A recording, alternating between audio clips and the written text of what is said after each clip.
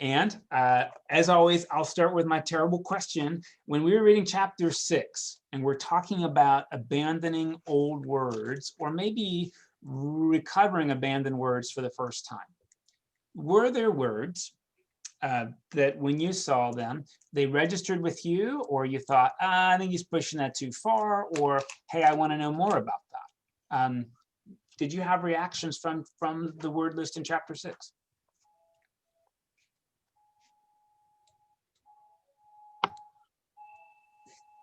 I did. The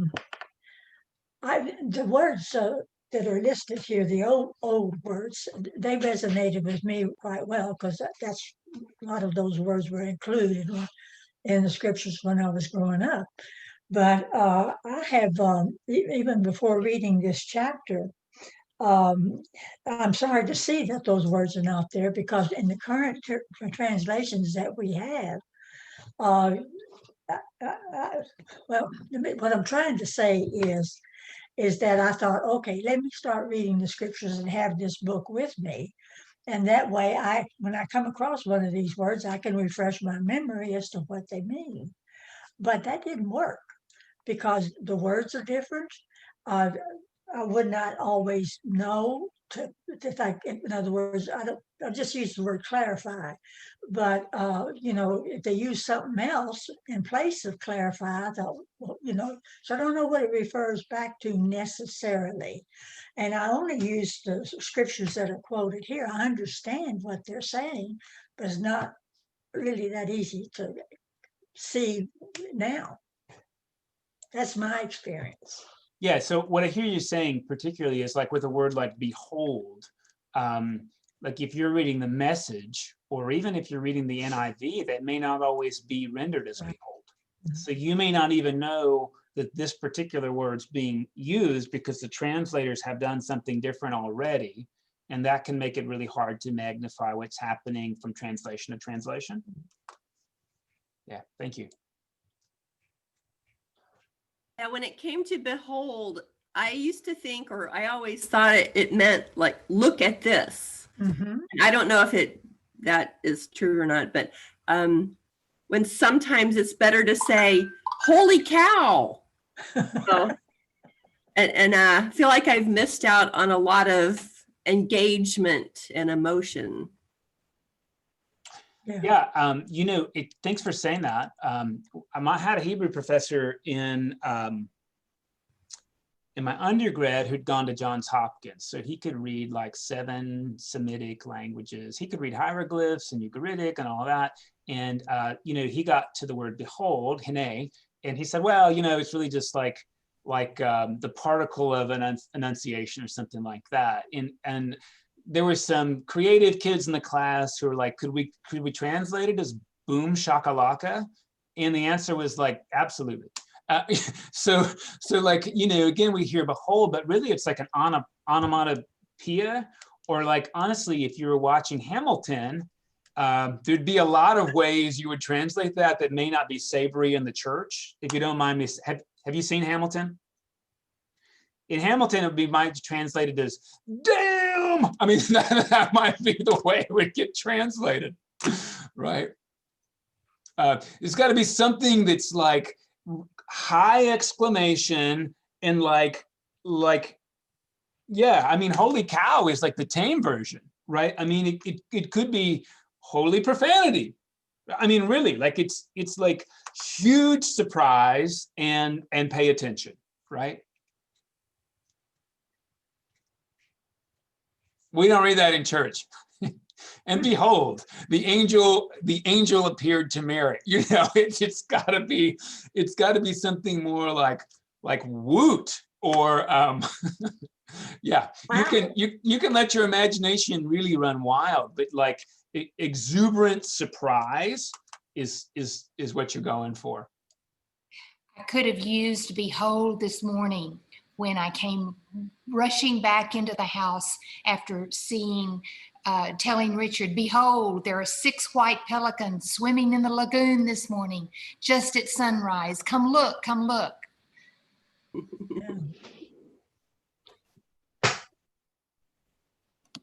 I like Shazam, that recommendation that you gave about Shazam. Shazam is a really good one, particularly if you've seen that movie.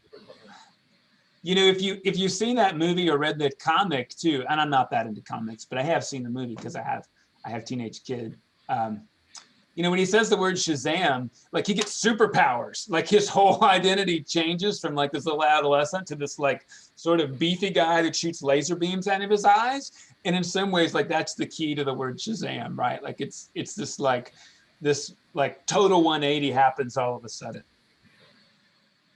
Well, I've always liked the word behold, and now I think it's an even cooler word that I think we ought to like give it its original meaning back. Yeah, I think that's pretty fair. And I want to say like that becomes like this really, really great interpretive key for some other words we're going to see down the road. Like, I don't know if you've read the book of Ruth before, but in the book of Ruth, Boaz sort of wakes up in the middle of the night and behold, Ruth is laying at his feet. Well, listen, I mean, somebody laying at your feet is like maybe somewhat surprising, but when you hear that feet is like a euphemism for the word genitals, that's like really surprising. Like Shazam, there is this lady laying in his lap, and where did she come from? I mean, this is, by the way, like that's an interpretive clue that Ruth is not talking about your feet. Would you repeat that, please? There was an interruption. Yeah. Ruth Ruth was laying at his feet, and from that. Yeah, Ruth was laying at his feet, which is really probably saying she was laying in his lap. Mm-hmm. And that's a much bigger surprise than somebody laying at your feet. Mm-hmm. And, you know, like this is that word really like that goes with like, when we talk about it positively, this is the word that goes with like an epiphany, like behold, somebody learned from their mistakes. Mm-hmm. So it's super, super positive. And there's another way that it gets used in the Jewish tradition, and I've noticed this in a little bit of evangelical literature now. This word hineni, which is like hine me, it's like behold me.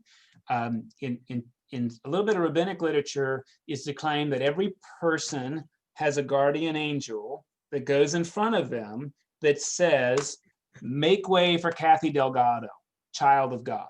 Make way for Lila Anderson, child of God.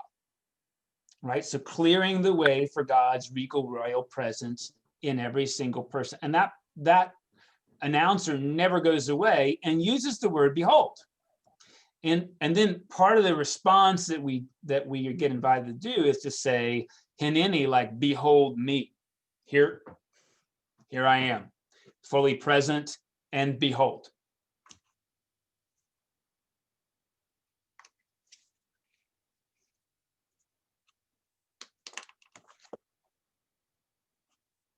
Maybe we totally covered that word. I don't know.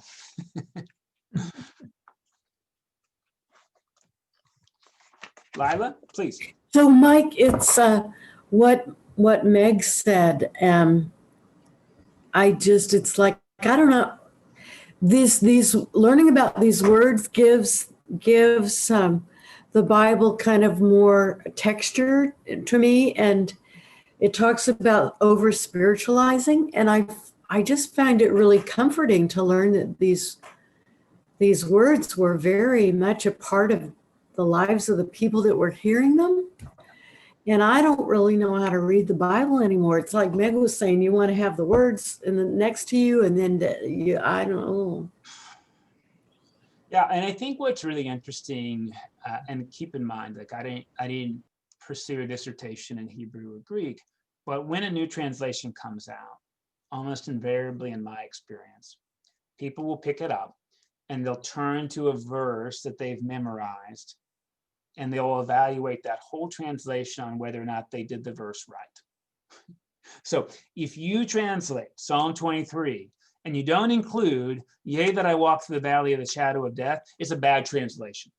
Or, hey, if John 3:16 doesn't read something really darn close to God so loved the world, he gave his only begotten son, it's a bad translation. I don't like it. So this is an interesting thing, right? That translators really do have this tough task of trying to speak to our like traditional roots, because we love that language, and trying to untame some of the ways in which the way language has morphed, or even that original translation tamed what could be communicated.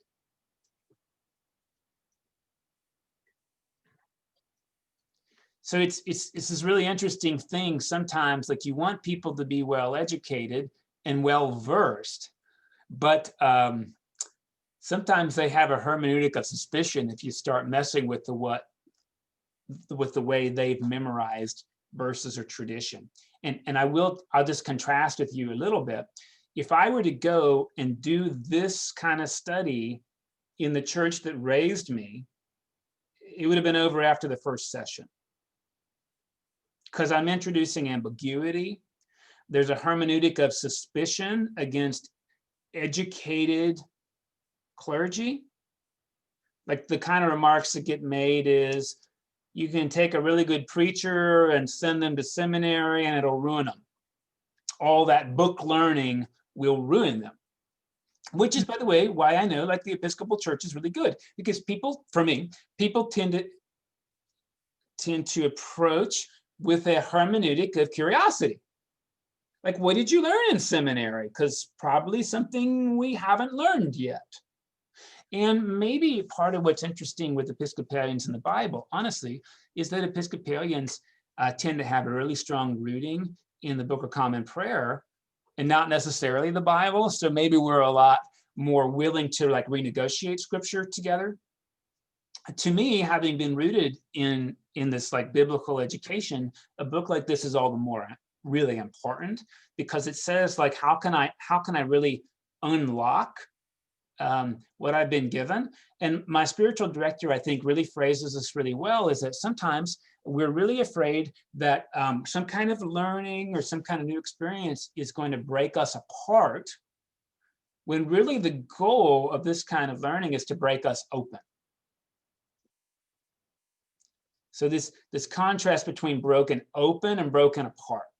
And I think like the goal in our liturgy, right? We have two moments in the liturgy every Sunday. There's the liturgy of the word and the liturgy of the sacrament, right? The liturgy of the sacrament, you know what's going to happen.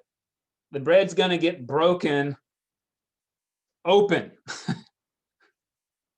It's not broken apart, it's broken open so that you can receive it and be received at God's table. And so this, I think, is the other exercise of the liturgy of the word, is to break it open.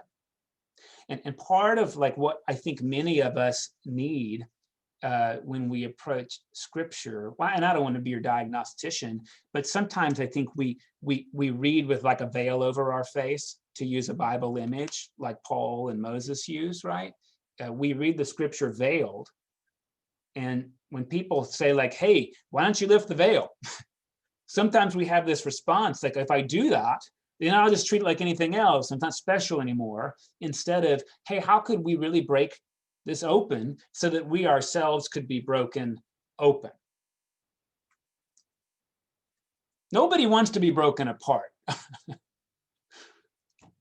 But I think we confuse what's necessarily happening, you know? And part of what's interesting, I think, for Lila and Meg both, is this really spiritual classic, the spiritual exercises Ignatius Loyola wrote. I don't know if you've read it or not. It's like the spiritual exercise classic. And well, you know, it's called the spiritual exercises. And one of his exercises is to read the scripture imaginatively, just like Godly played us. So like when you read the story, imagine being in the story.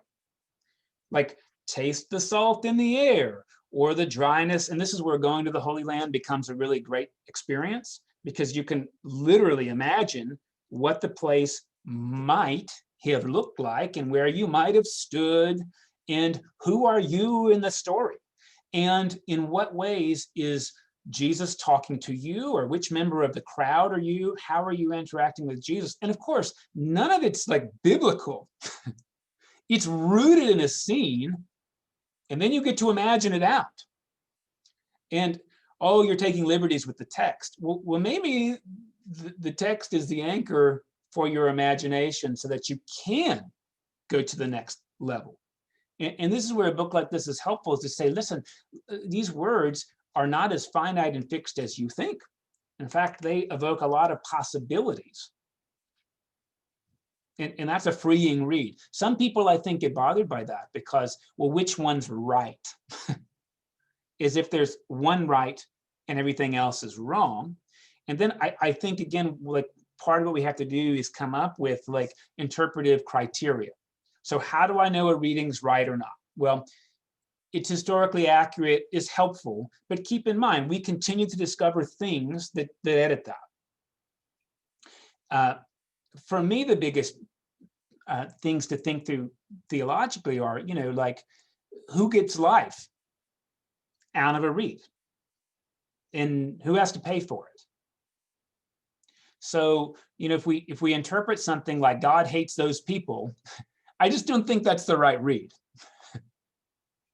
Because the cost is really high, and God hating people seems to really like resist the experience of the risen Lord.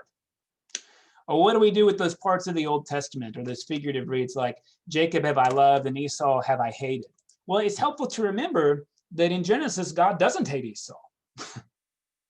I mean, that's never said. That's a figurative read that comes later about nation states, not about individuals. So some of that I think we have to break open. And when we do it, it's not like we're breaking it apart. We're saying, look, we have a lot of forms of communicating through editorials and satire, and we all get that now. So why don't we approach the Bible saying, hey, maybe there's more than one genre at play here? And like thinking through that, hey, maybe this is doing something other than just stating a fact pattern.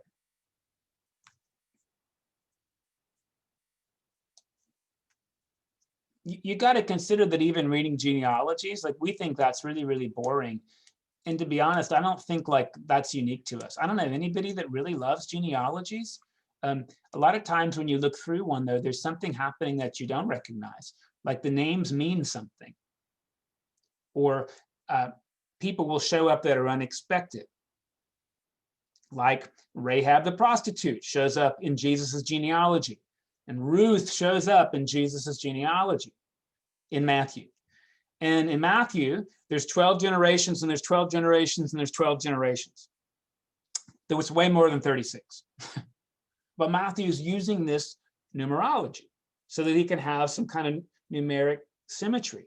And we don't always recognize that. Well, how do I know that's happening? Because when you read Luke's genealogy, it's different. Which one of them's right? Well, see, the thing is, they both get to be right. If your criterion is, what are they trying to communicate? Factually, neither one of them are right. And here's why. Jesus, according to the story, is not related to Joseph. And both genealogies are about Joseph's family. I know you're thinking, you're Jewish from your mother's side. Not back then you weren't. That didn't happen until sometime 800, 900, common era, like AD, that Judaism became matrilineal.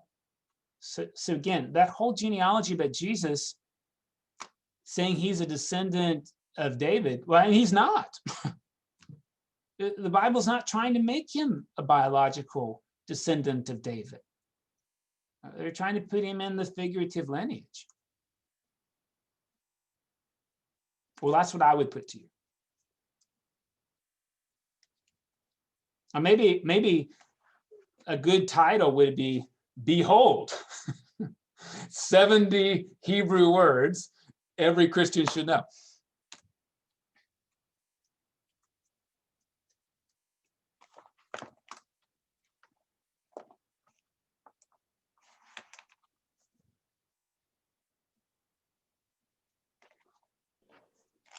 Oh, woe is me. Woe and alas. Yeah. What do you think, John? Well, they said that those words were out of vogue, if you will, Yeah. perhaps, alas, somewhat, but I've used woe for years, and I think people who've heard me use it understand what it is. So, but it was always woe is me. Anyway, I just hope I started a conversation. Yeah, I mean, I think in the newest translation, you could just use the number 2020 instead of woe.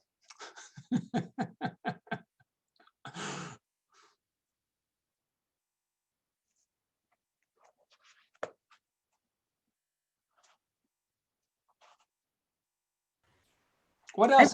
Yeah. I think I've associated with woe with Romeo and Juliet. It's like a tale of woe. And so, it's despair, everything goes wrong. But I can imagine it would be really nice to have words to say when you're really, really grieving. And like it says, you just say no, no, no. But it would have been really useful to actually have words in English to communicate how you're feeling. Yeah. Thank you.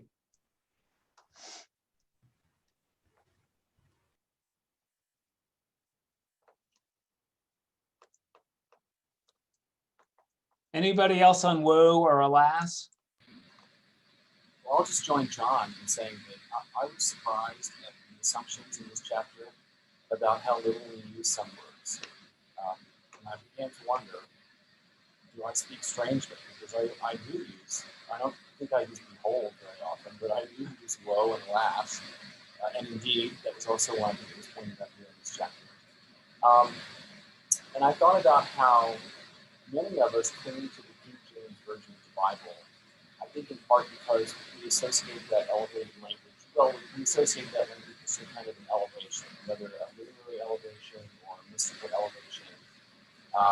And part of what I'm learning and reading this book and engaging with this group in our book study is how important it is to have a familiar language so that we can see ourselves in text. And text can resonate with us differently than something that perhaps is much more at arm's length, thee, thou, God.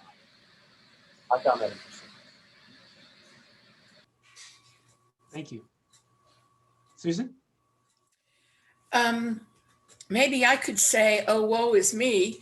My two favorite college football teams are playing against each other for the national championship. Alas, someone is going to be disappointed. Yeah, I do think though, even though we sometimes use those words, I almost think we use them comically. If you don't mind me saying, like they're so anachronistic that when we use them, it's almost like we're trying to highlight that we're using an anachronism.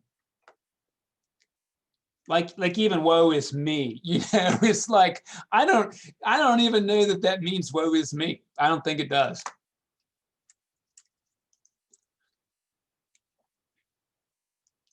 Alas. Yeah. Yeah, I think trying to, I think really to try to couch that language, we'd almost really have to like transfer some kind of word of like, sorry, but like political protest or scandal. And those words don't mean that anymore.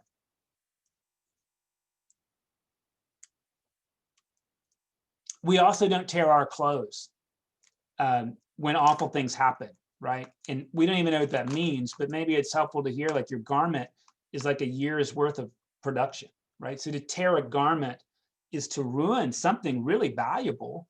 And you do it, right, to sort of show and participate in an experience of grief.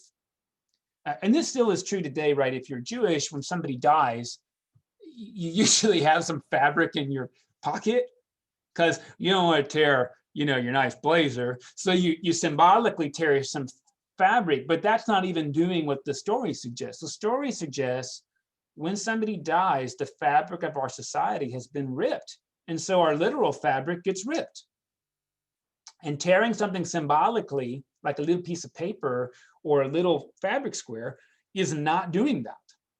The point is, like, this valuable garment has been torn, and I'm gonna do that in participation with this. I mean, it's a sacramental act. And you may say, what's sacramental about ruining some clothes? It's very un-American. It is un-American, but it's Jewish cultural, and it's sort of saying, like, that thing isn't abstract. It really affects my own garment even. It really affects the social fabric. Antha, please. But how many times in your lifetime could you destroy a year's worth of wages? You can. Especially in a culture when people die all the time. Not a lot. And so the good news, right, is you can mend it. But if you ever mended a knit sweater, you're going to see the mend line. Yeah. And by the way, I think that's like a really helpful thing. And a couple of us talked about this practice of kintsugi, the Japanese deal where you take like broken ceramics and you mend it with gold so you can see it was broken. And I don't think it's like, oh, now that grandma is dead, we live in a shattered vessel the rest of our lives. I mean, ultimately, like, that's part of living, but it is recognizing the brokenness and that can end up having some kind of mend later. But I think if we jump, like, it'll probably be okay, so we don't need to do any of that. We're sort of skipping, I don't want to say steps, like there's a linear way of grieving, but I want to say we're skipping steps. And that the steps aren't something we need to do for a teacher. Like, there's things our spirit needs. So Anthony answered your question, like, consider that they don't have tight looms and that they're able to thread mend, or they're able to sew a patch on. I mean, Jesus even talks about patching garments. Well, why did you patch garments? Because you wore them out, or because you ripped them.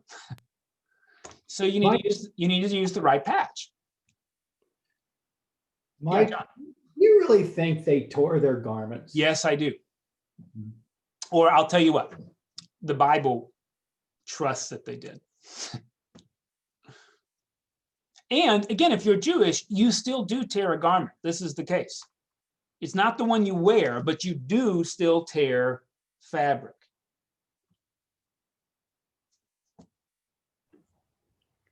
I think it'd be interesting to have a garment just for that then you like patched with the different colors so that it would remind you of all the people that you'd lost. That would be an interesting custom to have. It would be kind of wonderful, to be honest. I really think so. Just like I think, even though I didn't grow up Japanese, like that kintsugi part I mentioned to you, I found a European site that will sell you a ceramic heart.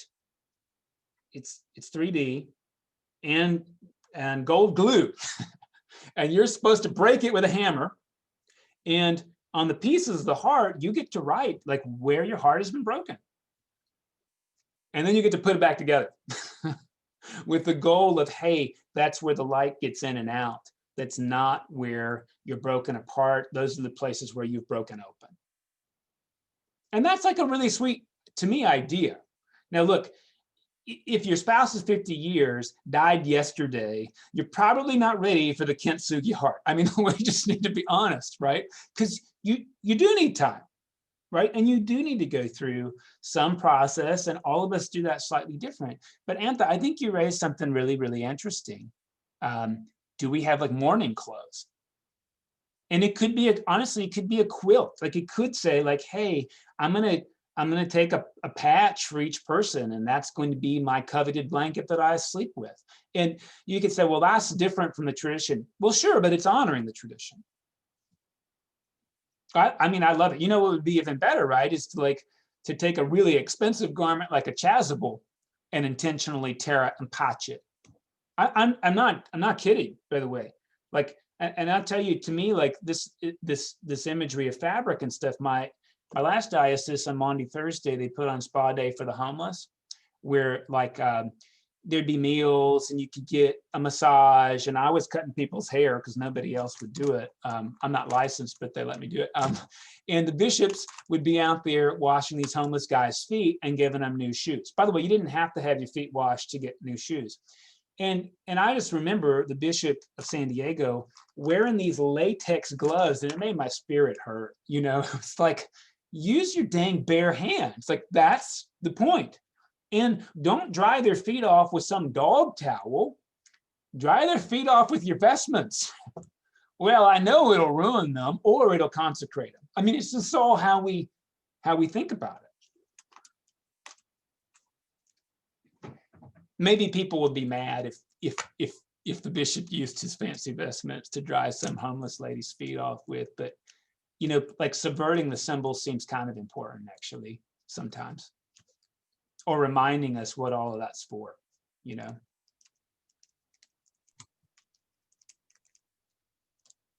I do want to make sure we didn't skip over feet. This is important because it showed up in the sidebar. I mentioned it in Ruth.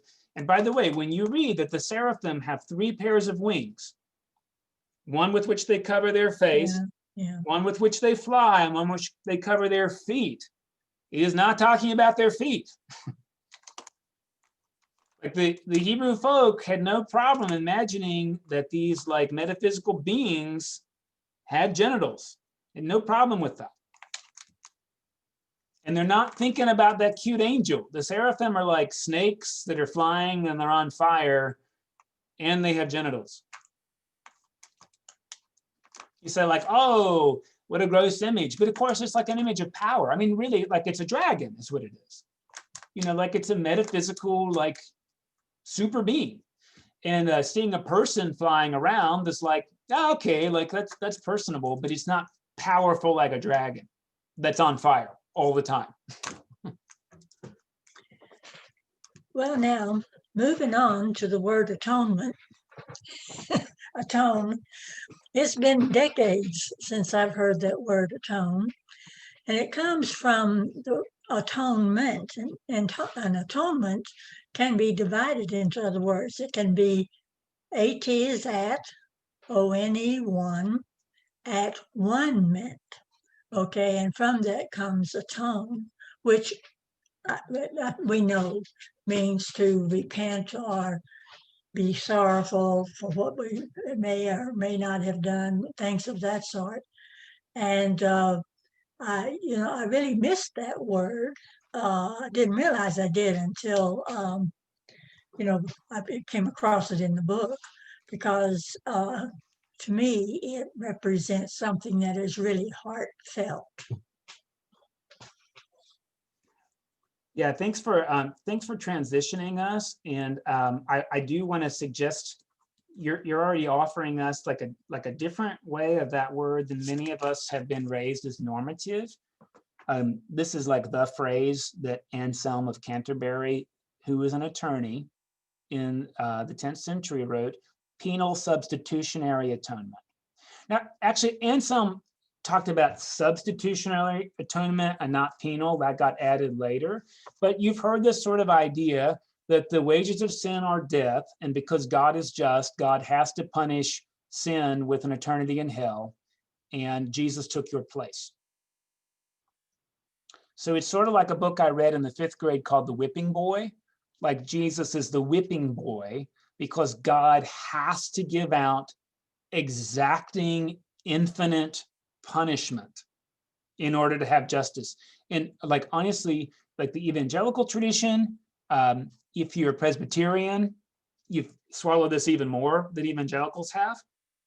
This is kind of the primary way of understanding Jesus, but it comes from the 10th century, not the 1st. And to be honest with you, like it's kind of gross to me now. Like I used to think like, oh, that's just it, because I was told that. But to think through that there's different models and different ways of understanding something that is greater than we can understand, I think becomes helpful. And so part of what he talks about, right, is gifts as covering over. Like really he talks about how do you repair the breach? And it seems like there's a lot of ways to repair breaches that don't involve somebody dying.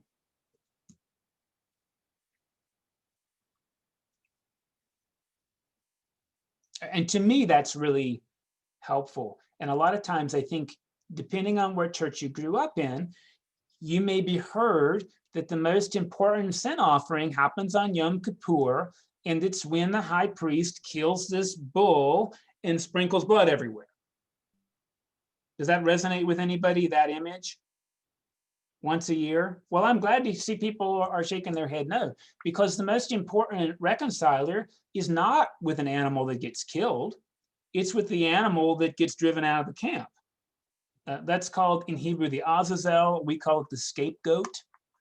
And that's where the priest lays representatively. Of course, it's figurative. They knew that. It's not literal. It says like, hey, we're going to lay all our transgressions, all those ways in which we've created divides in our community through theft or hook or crook or lasciviousness or whatever it is. We're going to symbolically put on this animal, and then we're going to say, you're not one of us. You don't get to be here anymore. All that stuff we've done that has like divided us has no part of us. So get out of town. And if you kill that animal, it's going to go really poorly for you, because I don't know if you know this, Socrates had this choice when he was judged as having corrupted the youth of Athens. He could leave Athens and live in exile, or he could drink hemlock and die in Athenia. I don't know if you realize he had a choice. He could have gone to Sparta, and I think he probably would have been relatively well received. He could have maintained his teaching career, probably would have been recognized. But instead of exile, he chose death. He chose to die in Athenia, because an exile has lost their thread in the garment of a people, and they are no one. And that's the importance of the scapegoat, is you are not part of us.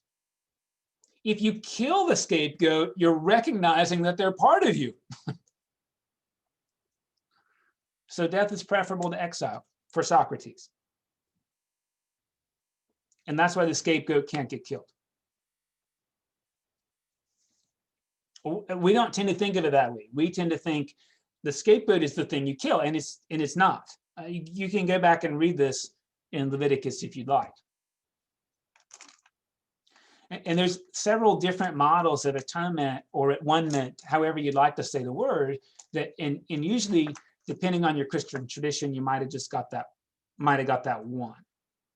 So look, if you're having marital problems, nobody has to die to fix that. You do not need to bind up one of your children or your spouse and kill. I mean, if you killed your spouse, there can be no repair of the breach. Like we get that. But somehow we've held on to this weird idea that somebody has to die for there to be atonement, instead of look at the lengths God will go.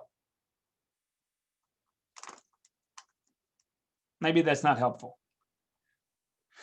Sacrifice is a great question, Lila, because you get it. The root word is sacred, right? To make something sacred is to make it holy, and that's not a piety category. That's like setting apart, right? So probably some of you have sacred things in your home, like decorations that only come out at Christmas, or a certain array of plates or silverware you only use to entertain important guests. You don't eat off every day. You set them apart to be something special, right? And part of the whole thing that happens with altars and sacrifices of animals as well is that when you sacrifice an animal to a deity, you're sort of creating an exchange. So you're doing that on an altar, which is like the table of the god. And I'm not just talking about if you're Jewish, even if you're Canaanite, right? Because it's something you do.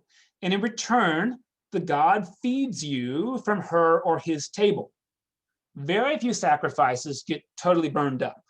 You know, even if you're like a Greek pagan who worships Zeus, you go to the temple, they kill a pig, they burn on an altar, they burn some of it, and you eat the rest of it. And it's not just that you ate this pig, it's that you were fed from the god's table. So you give the god a gift, and the god gives you like nutrition. because gifts are not commodities meant to be kept. They're things that are meant to be shared. Now, if a firefighter goes into a burning home and retrieves somebody, you would say, what a sacrifice, even if they didn't die, right? Like, that's sacrificial service to put your life out there for other folks. And you don't have to die to sacrifice. And maybe it's helpful to think, like, even I use this language in my house, usually this is to my daughter's dismay. She'll say, hey, can you make my lunch? Hey, honey, I don't want to make your lunch, but I'll do it because I love you. And I say that a lot because I want her to realize that love is a practice, love is a sacrifice, and because I love you, I'm willing to do things I don't want to do. And it takes a word that we only use one time and in one context, and it hopefully makes it more available. Buying a gift for somebody is a sacrifice of your money. Saying hello to somebody on the street is a sacrifice. You hope they'll share it, because when I make that sacrifice and people don't, I get really mad at them. I really want them to return my greeting. And I have to admit, when they don't, yeah, I still am not necessarily in the spirit of, hey, do whatever you want with my gift. I really want you to do something specific with it, like return it.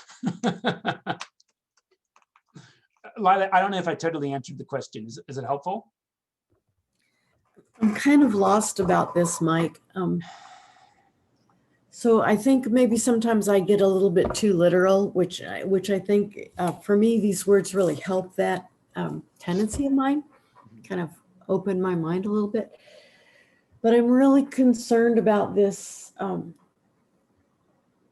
Jesus's death and how to interpret that, because the substitutionary atonement business has never resonated for me, ever. So where are we at there with atonement and redemption? So you should know there's a couple of choices, right? And atonement theology is a class you could take in most seminaries. That would be an elective. You might do a little bit of atonement theology in a required class on systematic theology. So penal substitutionary atonement or substitution is one model. Another model is what's called ransom theory. And this shows up in Paul's writings. If you work it really hard, it's sort of like, well, who took us captive? The devil, that's who it was. But it only starts to become really hard if you take it literally instead of seriously. So there's this image, right, that, hey, God's willing to pay our ransom. Like, that's a lovely image. There's no links God won't go to. What are some other theories? There's a guy called Peter Abelard, and maybe you've heard of him before. He married Eloise, and Louise's father castrated him while he was asleep. These are sort of wild times. He was around, he was a contemporary of Anselm, and he said, no, Jesus did not come to fix our mistakes. He came to teach us how to live. So Abelard said that Jesus's life and ministry was teaching us the way we should go instead of knowing we were going to fail and writing that off. You can read some folks like Dolores Williams, who's a contemporary of Alice Walker. Maybe you know Alice Walker, The Color Purple. This is a special kind of feminist literature and theology called womanist. So womanist refers to Black feminist theology. And part of what Dolores Williams says is, look, because Black women have had to suffer in the American context, and we've been told we're suffering on behalf of something redemptive, I mean, that's really kept people in chains. So she rejects any positive value from suffering, because otherwise you can push that on other people. And ultimately, she comes out on the Abelard side of things, like where Jesus came really to teach us how to live. She says there's no meaning in his death or resurrection. And, I think honestly, like, it's not like there's a final perspective on this. I think to hear these kinds of thoughts are to say, hey, there's times in our lives where one might speak to us more, but the goal is not that there's one way to do this. The idea is we sometimes find ourselves with a breach, and atonement is about repairing breaches, and usually those are relational breaches. Sometimes gift giving will do that, and the gifts don't have to be literal. You know, like there's classic Stockholm syndrome where somebody's abusive and then they bring some flowers to cover it up, or here's a nice ring or something like that. I mean, gifts can be things like penitence or contrition or self-development. Like those are gifts you can offer, gifts of yourself that I would tell you are both sacrificial and sacred to try to repair the breach. Jürgen Moltmann is this German theologian who said, you know, the whole point of the atonement is that God could take suffering into God's self. So that's what happens in atonement, is Jesus becomes a human being with all of our limitations and dies, and then raises that up to be eternally part of God. Raise your hand. Yeah, Lauren. Like in a 12-step program, there's a thing called amends or making amends. Is that like atonement? It sort of is to me. Yeah, I think atonement is like the step that happens. I think that's a really good thought. It happens after forgiveness has already been granted, and atonement is a way of trying to achieve reconciliation. So we often conflate the two ideas. Forgiveness is when I stop being defined by my past. It doesn't mean I have to have a future with you. Reconciliation is when it's what happens when somebody who's created or found themselves in a breach offers amendment, and that's received. So reconciliation requires both people to be active participants. Forgiveness only takes one. You can try to make amends, and you know this if you know the 12 steps, right? You don't offer amendment to people to whom that amendment would further hurt. So amendment is not all about you. You actually have to consider how the other person might receive it. And if you say, well, I'm just going to say I did this wrong because we just need to get it on a table so you can forgive me and move on, like you are not ready for reconciliation. That's what the 12 steps say.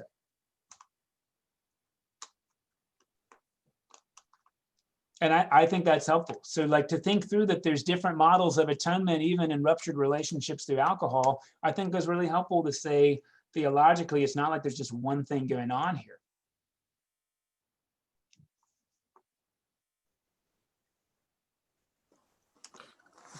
So we can't just atone or redeem ourselves. Someone else has to participate with us to allow that to happen? You know, okay, and redeem is an interesting word, right? Because that really comes down to, maybe it's okay to spend a second on that, Herb, if it's all right. Redeem really comes out of a specific Hebrew context, and he talks about that in the chapter as well, right?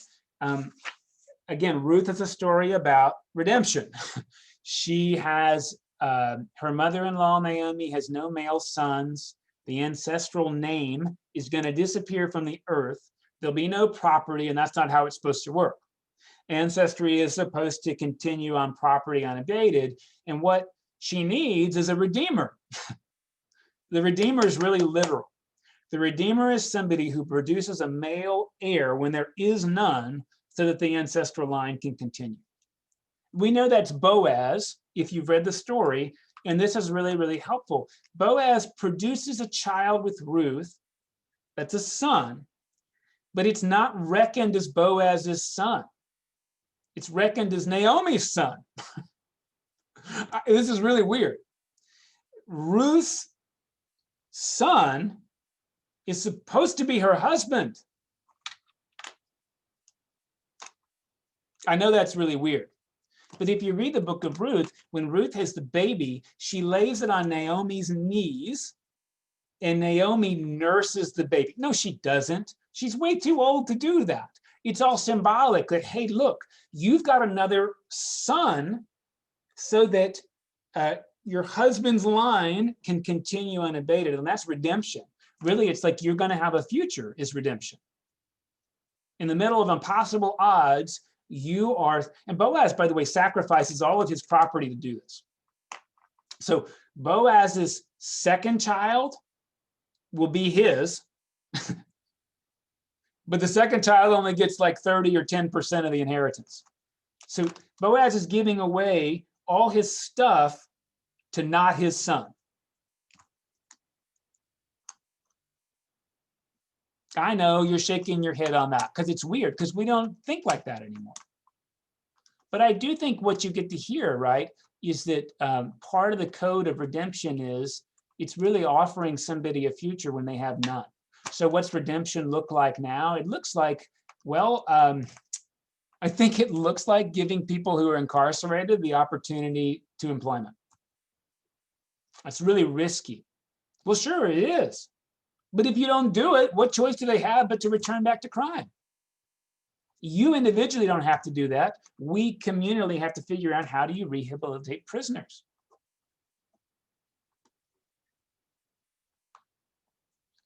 To me, that's modern redemption.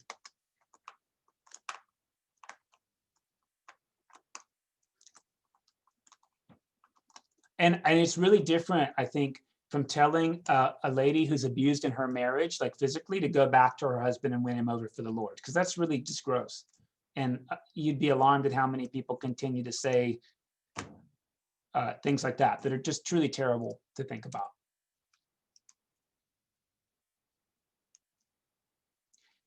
I think to think about our redemption, right, to think about our redemption by God is to really think, not literally like, oh, you're going to hell forever and there's no good in you.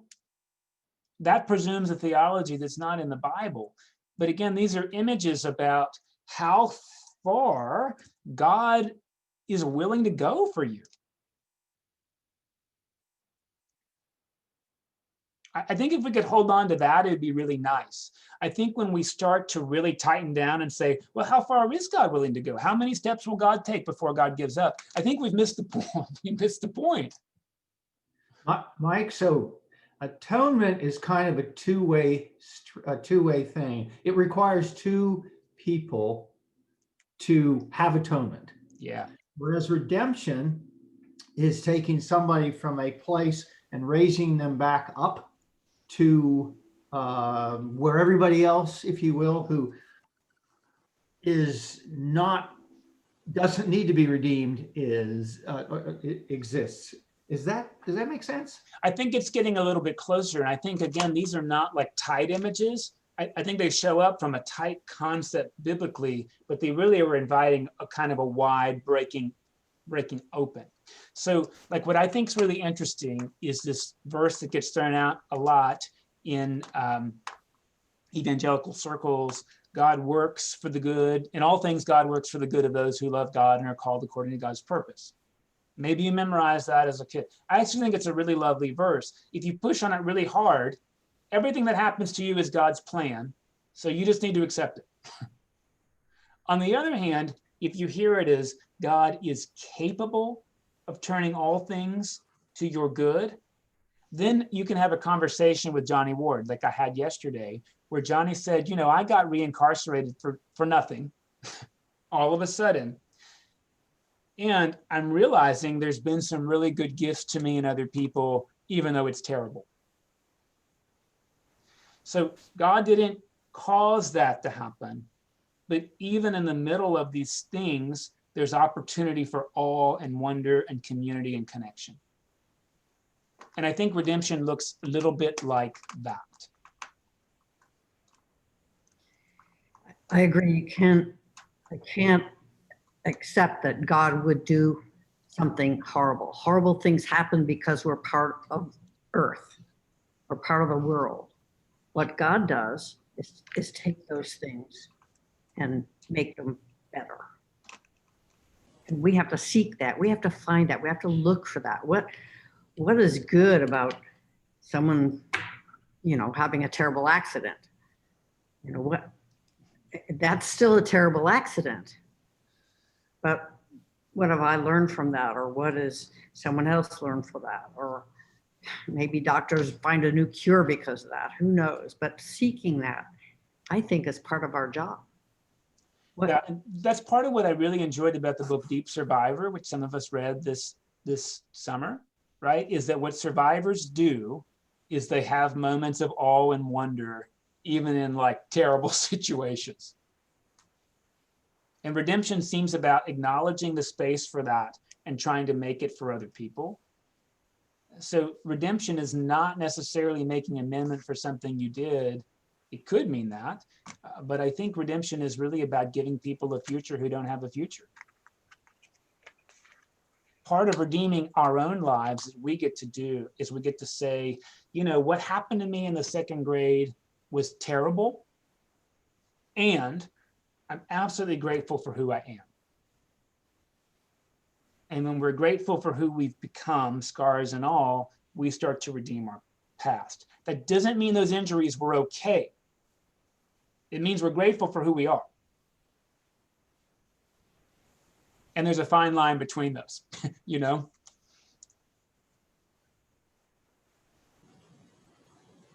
I think that line's so fine that that's why this language becomes difficult. And we sometimes err on the side of that line. Again, like this is why people would say 20 years ago, oh, God just wanted your child to be a rose in the garden of heaven. That should make you vomit in your mouth. Like that should make you want to throw up because it's gross. But it's people erring on the side of, look, everything happens for a reason. So this is this thing. I think instead, like a mature faith says, God's able to work good even out of like really unfair, gross stuff. God's able to do that because, well, God's able to work for our redemption. It doesn't mean it's going to happen, and it may not happen in this lifetime.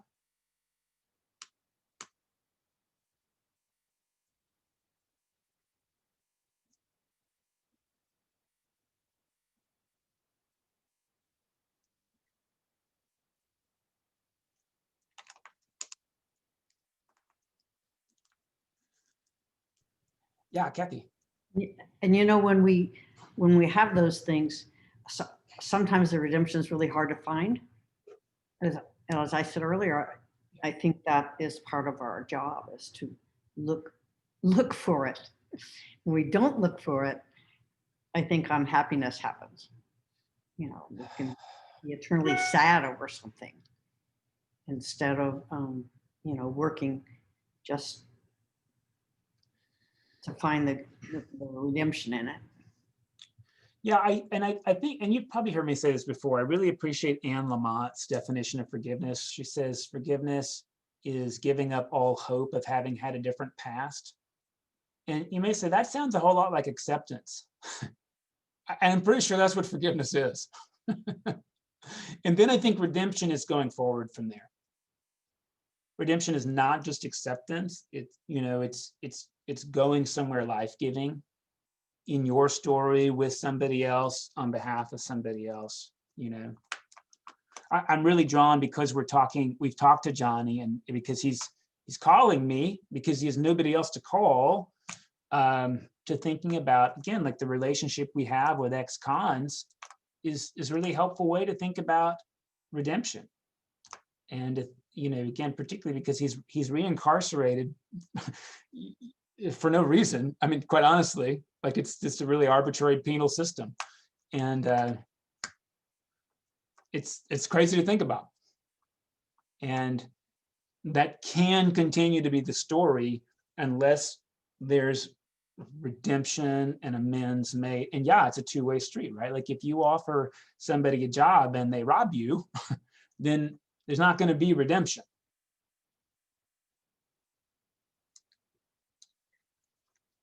So it's carefully working together, you know, but you just think about how we structure things. Like who needs redemption today? Well, I guess everybody needs their own kind, right? But you hear these stories of people like an 18-year-old and a 17-year-old who have sexual intercourse, and the 18-year-old gets on Megan's list for the rest of their life. And you sort of think like, you're going to punish somebody the rest of their life for something they did consensually that's a legal technicality? And I get why we have Megan's List. I get it. But what redemption is there when you're on that? How do you get redemption? This is tough. And I think those tough political realities are really what the Bible has in mind. I don't think it's all some kind of spiritual allegory. I think it's really meant to affect how we live in a community.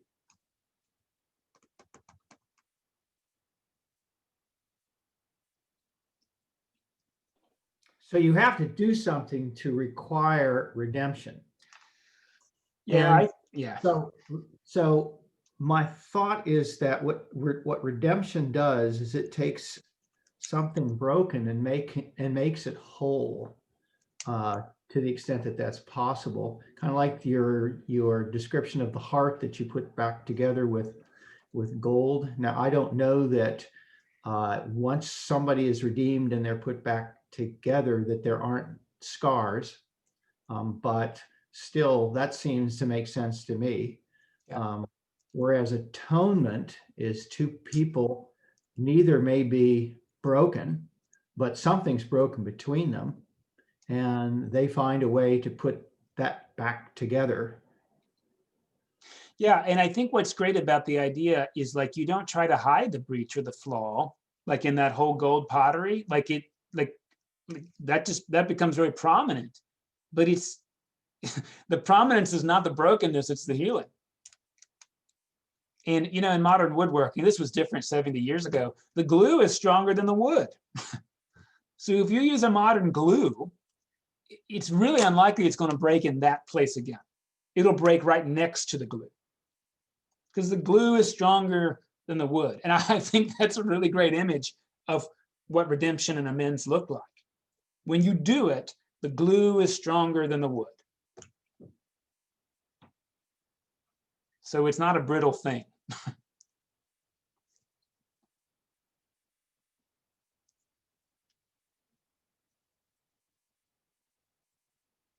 Atonement's tough though, atonement's tough.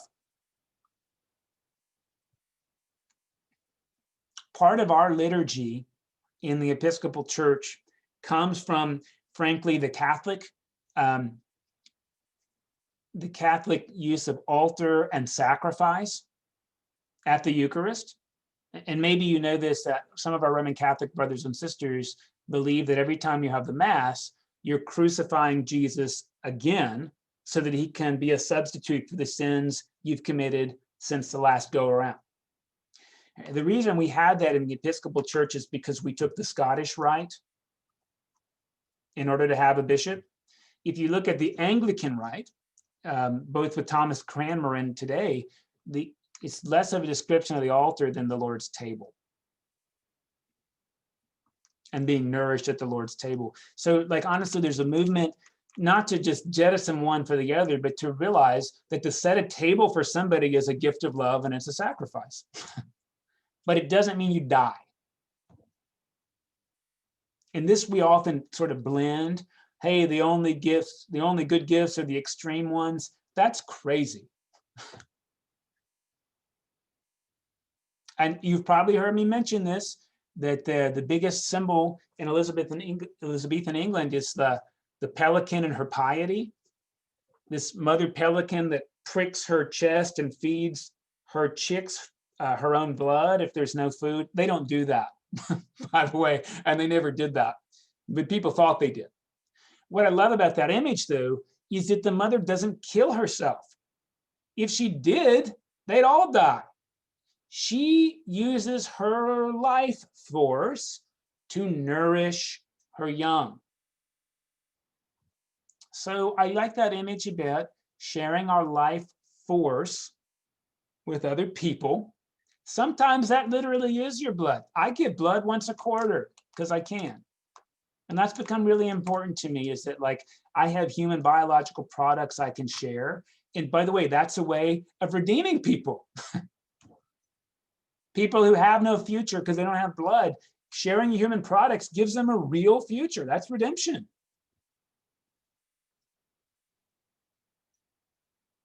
But sometimes it really is just sharing words of affirmation or sharing time or giving gifts. You know, I mean, there are many ways we can share our life force with other people.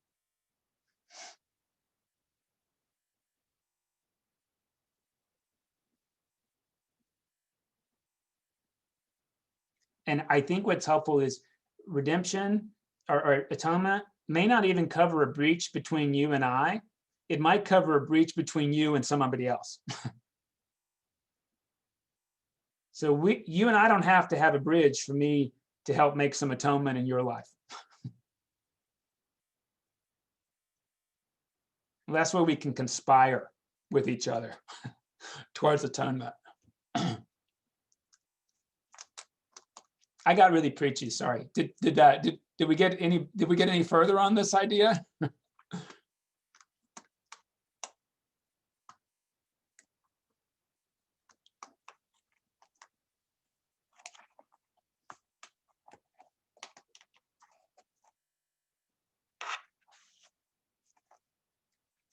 Well, nobody's saying anything. So do we want to return to this chapter next week, or do we want to go forward? I'm always for moving on. Onward. Okay. Well, we'll move forward next week, which will be great, and we'll talk together. Chapter 7. I will miss you all. I'll be driving to Colorado then, but I should be able to pick up in Colorado the next weeks. Please do not join us while you're driving. I will not. Oh, we are hitting record on these, Rhonda. And one last word. Somebody asked me about how Johnny's doing, and again, I got to talk to him yesterday. So Johnny Ward, you've mentioned, I've mentioned him offhand, but again, I continue to talk to him and his wife now, because the story is basically he was like 20 marshals showed up to arrest him for violating parole because his ex-wife's sister shared his LinkedIn. I mean, it's just like, you hear this and you kind of think like, no, he had to do something, but he didn't have to do, it could be that. So he's doing like tough, Lila, but to me, like what he shared with me yesterday that I think is really kind of cool is that he's found this. If you read the Joseph story, he says, hey, like Joseph says to his brothers, what you did, you intended for evil, and God turned it around and did something good out of it. And that's kind of his narrative. It's like, hey, I'm going to advocate on behalf of other prisoners, and I've been able to like be present with them. And unlike many of them, like I have people in my life who are there for me, or I have connections. And so I want to leverage those for people who don't have any. And like to hear that from somebody who is like arbitrarily incarcerated is, I mean, it's really sweet. Like that perspective that soon is really kind of amazing. And he's hoping he won't hear for another 7 business days, whether the pronouncement is, whether he's to stay or be released. He thinks he'll be released based on some of the things that the magistrate said and the fact patterns of his like parole violation. But like he's hopeful, and of course what he needs is stability. He's here from San Antonio, so he's only here a couple of months. Really, he doesn't really know a lot of people in Houston. I don't know if we're going to be the kind of church he likes or not. I mean, I don't know that, but he doesn't have a person to talk to, so he's choosing to call me, which I think is really amazing, because I only met the guy on a Zoom call because Samuel Gladden connected him to us, and Catherine Adams did too. And now I'm having conversations with the guy and trying to think about how do we help give this guy stability that we don't know, so that he can have a shot of redemption. And stability looks like probably hiring him to do our lawn maintenance, if that's what he wants to do. The risk threshold is really low. I have to buy a mower and we can pay him what we pay our lawn company to do. And, if he doesn't mow the grass, we can get them back. It seems pretty low threshold, and it's one person. And we can do more together like that, and then thinking about how we help them with next steps. I don't know. That's the kind of conspiracy that's going in my head about how do we give this person that we somehow were connected to some shot of redemption. So we're working on that. And Mike, have you heard from Tommy? No, I haven't. I haven't. Not for a couple months. He was doing okay a couple months ago. Yeah. I'll tell you what's interesting about Johnny. He's had this great idea. He's done a lot of CrossFit training, and he really likes to train people, you know, and use that as like a way of spiritual growth. And he's like, well, you know, there's a church that does that. It's called Warrior Church. They do it up in Humble. And that's what they do on Sunday morning. They have a bunch of like veterans and people from the community come in. There's personal trainers and they work out and they have the Eucharist together. And it's sort of like, well, the diocese is already supporting stuff like that. So who knows, you know, I mean, part of it is like figuring out how can we engage the gifts other people have and how do we make space for other people. And the church didn't raise me to think that way, so I'm not very good at it, but I think it's important. You know, like instead of saying, hey, we need you to be on the altar guild, it's like, well, we do like to have the altar guild, but like maybe that's not for you. So what can we celebrate that you do well? Yeah, anyway, that's the update, Lila. But I mean, it's always profound that he shares what's going on, and then he has this like what I call a hopeful perspective. And I don't mean like, hey, I wish, or like everything's great, but like this real sense that like there can be some positivity that comes out of something that's really like painful and not positive. Yeah. Okay. Well, thanks everybody. Oh, sorry, Donna. I know you said you're recording these. Are Yeah. they on the YouTube channel? They are, and Okay. I haven't recorded every single one of them because I forget. Like I'm really prone to forgetting. But this one's recorded. I don't know why you want to watch it. Last week we recorded two. We got that one, and that was a cool one actually. It was a really great idea. I think that's going to come out of that one. I hope. Anyway. Thank you. Okay. See you all. Happy Secular New Year. Thank you.